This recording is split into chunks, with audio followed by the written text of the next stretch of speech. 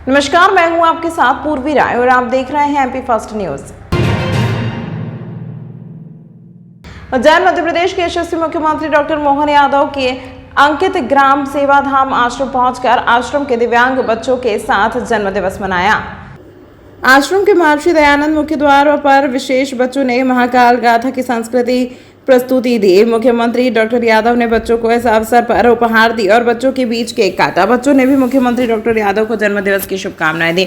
मुख्यमंत्री डॉक्टर यादव के द्वारा सेवाधाम आश्रम पहुंचकर सर्वप्रथम यहां निवासरत विशेष बच्चों से भेंट की एवं फिजियोथेरेपी सेंटर और मां शारदा बालिका गृह का अवलोकन किया। डॉक्टर मोहन यादव ने सत्यांश सेवा भूमि का भी अवलोकन किया। मुख्यमंत्री डॉक्टर मोहन यादव ने अपने उद्बोधन में कहा कि अंकित ग्राम सेवाधाम आश्रम एक यज्ञ स्थल है। यहाँ पर प्रतिदिन समाज सेवा के रूप में आहुतियां दी जाती हैं। मैं शुरू से यहाँ समय समय पर आता रहा हूँ। अम्बोधिया पंचक्रोशी यात्रा का पड़ाव स्थल भी है।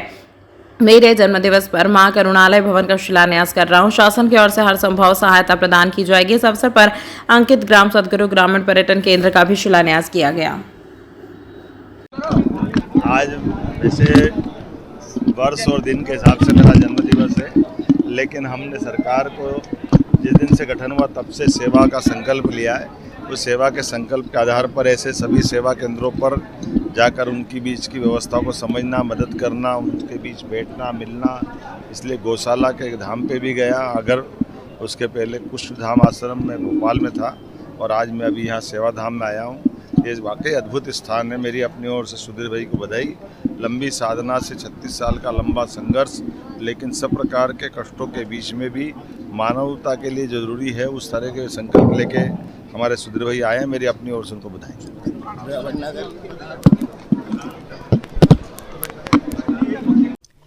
देखिए, किसी भी क्षेत्र का राजा कोई घोषणा करे और हम मांगे, ये संभव नहीं है। उनकी आंतरिक इच्छा से जो उन्होंने तय किया वो करेंगे, ये वो बोल के गए। इससे बड़ी बात कुछ हो नहीं सकती, क्योंकि बिन मांगे मोती मिले, मांगे मिले न भीख। इसीलिए पहले हमने बोल दिया था कि हम कुछ मांग नहीं रहे, और वो अपने इच्छा से, अपने संज्ञान से सेवाधाम की इस मानव सेवा तीर्थ पर आए और आज जन्मदिन के माध्यम से उन्होंने विश्व को एक संदेश दिया कि प्रेम, आत्मीयता, सद्भाव और समरसता का ये एक उदाहरण है। जहाँ दिव्यांगों की सेवा होती है वो तीर्थ होता है, वो महाकाल तीर्थ होता है, महाकाल का मंदिर होता है। इससे बड़ी बात क्या हो सकती। तो मैं तो ये सोचता हूँ कि 12 साल बाद में उनका यहाँ आना हमारे लिए बहुत ही कल्याणप्रद रहा, और एक रात्रि को यहाँ रुकने का जो उन्होंने वचन दिया है, माँ के नाम माँ करुणालय का शिलान्यास किया है, अंकित ग्राम पर्यटन ग्रामीण का शिलान्यास किया है, यह हमारे लिए बहुत बड़ी बात है। इसलिए हम अपेक्षा नहीं रखते हैं, और वो तो बिन मांगे देने वाले, बिन मांगे आए।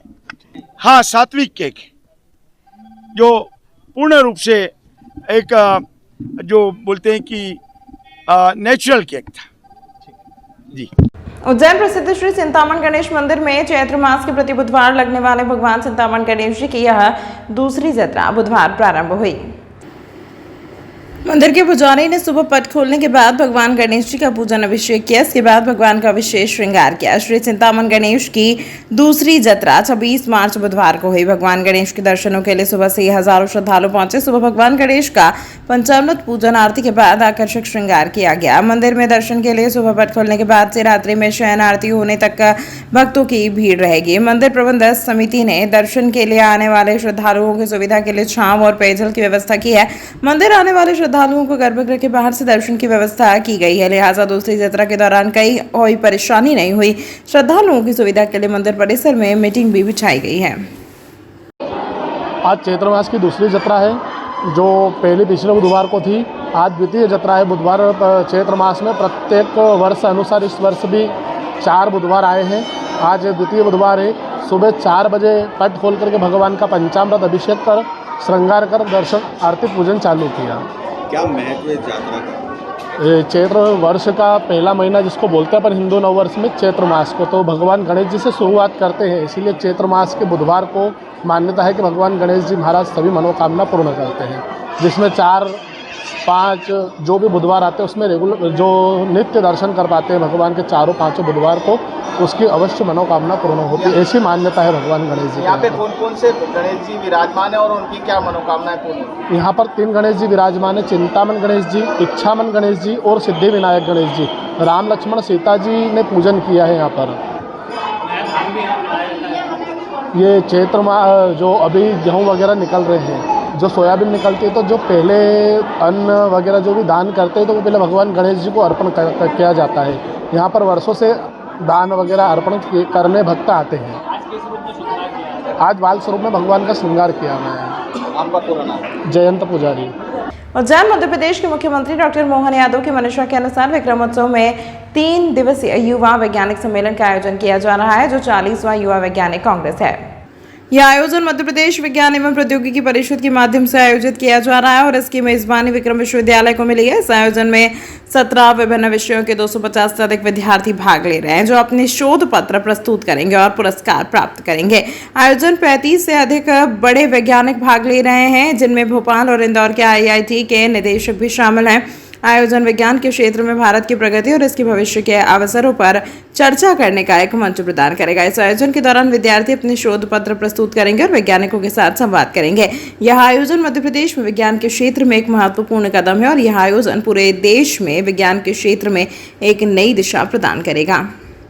बहुत अच्छा आपने प्रश्न पूछा है, क्योंकि विज्ञान जो है वो अब विकास का आधार बनता जा रहा है। सारे प्रगति जो राष्ट्र की है वो विज्ञान की धुरी के आसपास घूमती दिखाई देती है। ऐसे समय में यह जो 40वां युवा वैज्ञानिक कांग्रेस है, यंग साइंटिस्ट कांग्रेस है, जो कि प्रतिवर्ष मध्य प्रदेश विज्ञान एवं प्रौद्योगिकी परिषद की माध्यम से आयोजित होता है। इसकी मेज़बानी इस बार विक्रम विश्वविद्यालय को मिली है। 17 विभिन्न विषयों के, जिसमें साइंसेज हैं, बायोलॉजिकल साइंसेज हैं, फिजिकल साइंसेज हैं, एग्रीकल्चर साइंसेज हैं, अर्थ साइंसेज हैं, ऐसे 17 विषयों के, 17 अनुशासन के, 17 डिसिप्लिन के शोधार्थी जो हैं, 250 से अधिक शोधार्थी हैं, जो अपने शोध पत्रों को प्रकाशित का वाचन करेंगे, प्रस्तुतिकरण करेंगे और पुरस्कार भी पाएंगे।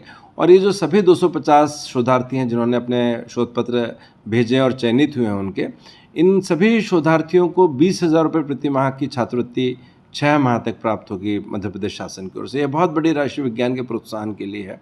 इसके अतिरिक्त उनको भारत भर में किसी भी राष्ट्रीय प्रयोगशाला में, चाहे वो भौतिक शास्त्र संबंधित हो, रसायन शास्त्र संबंधित हो, जीव शास्त्र से संबंधित हो, उनमें 6 माह तक कार्य करने का अवसर मध्य प्रदेश शासन की ओर से दिया जाएगा, जिसका कि वह भी मध्य प्रदेश शासन, उस प्रशिक्षण का, उस प्रयोगशाला का खर्च भी मध्य प्रदेश शासन वहन करता है।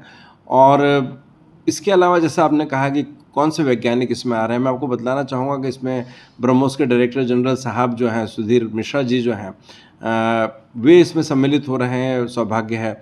और 35 से अधिक बड़े वैज्ञानिक, ख्यातनाम वैज्ञानिक, राष्ट्रीय और अंतर्राष्ट्रीय स्तर के वैज्ञानिक, जिसमें आइजर भोपाल के डायरेक्टर साहब हैं, IIT इंदौर के डायरेक्टर साहब हैं, IIT गांधीनगर के डायरेक्टर साहब हैं, ऐसे तमाम बड़े वैज्ञानिक, कंप्यूटर साइंस क्षेत्र से, सामाजिक क्षेत्रों में विज्ञान का कैसे उपयोग हो, भारतीय ज्ञान परंपरा में विज्ञान कहाँ दिखाई देता और कैसे वो विश्व को नेतृत्व प्रदान करता रहा है। जब भारत विश्व गुरु होता था तब विज्ञान के क्षेत्र में भारत की जो उन्नति हुई थी, उसकी चर्चा भी इस 2 दिवसीय शोध पत्र और संगोष्ठी में, और तीसरे दिन इसका पुरस्कार वितरण भी होना है। तो इस प्रकार से ये जो युवा वैज्ञानिक संवाद है, वैज्ञानिक सम्मेलन है, इसमें कार्यशालाएं भी आयोजित की जाएंगी, इसमें मॉडल भी विद्यार्थियों के द्वारा प्रस्तुत किए जाएंगे। तमाम तरह की जो वैज्ञानिक गतिविधियाँ, विज्ञान चौपाल नाम से आप जानेंगे कि एक बहुत बढ़िया अनूठा आयोजन हो रहा है, जिसमें कि विज्ञान चौपाल में वैज्ञानिक विद्यार्थियों के साथ संवाद करेंगे। उनके सभी प्रकार के, इसमें कोई विषयों की सीमा नहीं होगी, सभी विषयों के वैज्ञानिक वहाँ मंच पर होंगे और किसी भी स्ट्रीम से संबंधित प्रश्न विद्यार्थियों से पूछ सकेंगे। तो ये विज्ञान चौपाल के नाम से जो एक नई चर्चा शुरू होगी, ये मध्य प्रदेश में बहुत अनूठी है। और माननीय मुख्यमंत्री जी का जो संकल्पना है विक्रमोत्सव को लेकर के, जो सबसे बड़ा आयोजन अब पूरे विश्व में जो सबसे बड़ा सांस्कृतिक आयोजन बन गया है, तो सांस्कृतिक आयोजन में भारत की खोज, भारत की भूमिका और भारत का उत्थान विज्ञान के क्षेत्र में, इस पर चर्चा का विषय होगा। उज्जैन मुख्यमंत्री डॉक्टर मोहन यादव ने कहा कि बाबा महाकाल की कृपा से देश प्रदेश में समृद्धि बरस रही है। सम्राट विक्रमादित्य की गौरवशाली नगरी उज्जैनी में प्रथम रीजनल इंडस्ट्रियल समिट का आयोजन हुआ है। उसकी सफलता के बाद 7 अन्य इंडस्ट्रियल समिट सफलतापूर्वक आयोजित की गई। इंडस्ट्रियल समिट में प्राप्त निवेश प्रस्तावों को धरातल पर उतारकर प्रदेश में नई औद्योगिक इकाइयां स्थापित की जा रही हैं। प्रधानमंत्री श्री नरेंद्र मोदी के विजन विकसित भारत को साकार करने प्रदेश में 11,127.24 करोड़ रुपए के निवेश से 26 विभिन्न औद्योगिक परियोजनाओं का शिलान्यास और लोकार्पण कर विकास का एक नया इतिहास लिखा जा रहा है। इन इकाइयों से हमारे लगभग 5,046 युवाओं को रोजगार प्राप्त हो सकेगा। स्वच्छ भारत की परिकल्पना को समाहित कर प्रदेश में स्थित भारत के सबसे स्वच्छ औद्योगिक पार्क विक्रम औद्योगिकपुरी में 28 करोड़ रुपए की लागत से नवनिर्मित अत्याधुनिक सामान्य अपशिष्ट जल उपचार संयंत्र का लोकार्पण भी किया गया। मुख्यमंत्री डॉक्टर यादव ने कहा कि व्यापार वचन से होता है, व्यापार में कमिटमेंट का सर्वाधिक महत्व है। मध्य प्रदेश सरकार औद्योगिक और व्यापार को बढ़ावा देने के लिए गए वचनों को पूरा करने को संपूर्ण रूप से प्रतिबद्ध है। उन्होंने कहा कि प्रधानमंत्री श्री मोदी के आशीर्वाद से प्रदेश को नंबर 1 बनाएंगे। इसके लिए प्रदेश से यह वर्ष उद्योग और रोजगार वर्ष घोषित किया गया है। हमने प्रदेश की अर्थव्यवस्था को गति देने का जो सपना देखा है वो धरातल पर उतर रहा है। के यशस्वी प्रधानमंत्री के नेतृत्व में जब से हमने मध्य प्रदेश में सरकार बनाई थी और डबल इंजन की सरकार विकास के सभी प्रतिमान को कायम रखते हुए लगातार संभाग में हर संभाग में इंडस्ट्रियां लगा रही है। जैसे पहले इंडस्ट्री कॉन्क्लेव की थी और अब उनको मैदान में हकीकत में उतारते हुए भूमि पूजन लोकार्पण का सिलसिला चालू किया है। 18 फैक्ट्रियों का हमने पहले जबलपुर में ग्वालियर में किया था, आज 27 फैक्ट्रियों का यहाँ किया है। लगभग 1288 करोड़ की लागत से ये फैक्ट्रियों का यहाँ इनका जिसमें 5,000 से ज़्यादा लोगों को रोजगार मिलेगा। मैं उम्मीद कर रहा हूँ कि इसी के साथ साथ सेवा के भी कई संकल्प हमारे चल रहे हैं। मेरी अपनी ओर से सबको बधाई। उज्जैन में आज गायरी महासभा के पदाधिकारियों ने तरनताल स्थित प्रेस क्लब में पत्रकारों के साथ राष्ट्रीय अध्यक्ष और राष्ट्रीय युवा अध्यक्ष की नियुक्ति पर चर्चा की। महासभा के राष्ट्रीय संयोजक डॉक्टर प्रभु चौधरी ने बताया कि नवीन पदाधिकारियों को समाज हित में कार्य करने की आशा की गई है। उन्हें समाज को संगठित करने, सामूहिक विवाह सम्मेलनों का प्रचार प्रसार, गरीब और असहाय व्यक्तियों को सहायता, शिक्षा के लिए विशेष रूप से बालिका शिक्षा को प्रोत्साहन, मृत्यु भोज एवं विवाह कार्यक्रमों में अपव्यय का रोकना, फिजूल खर्चों पर रोक लगाना आदि पर कार्य करने हेतु नियुक्त किया गया है। इसके अलावा महासभा में 1 महासचिव, 6 राष्ट्रीय उपाध्यक्ष, 6 राष्ट्रीय सचिव, 1 कोषाध्यक्ष और 11 सदस्यों को जल्द ही नियुक्त किया जाएगा। साथ ही महासभा सदस्य अभियान अप्रैल 2025 से शुरू किया जाएगा। हमारी महासभा के राष्ट्रीय संयोजक सम्मानीय डॉक्टर प्रभु चौधरी जी, जिन्होंने सन 2001 से महासभा का श्री गणेश किया है और विगत 25 वर्षों से हम समाज सेवा करते आ रहे हैं।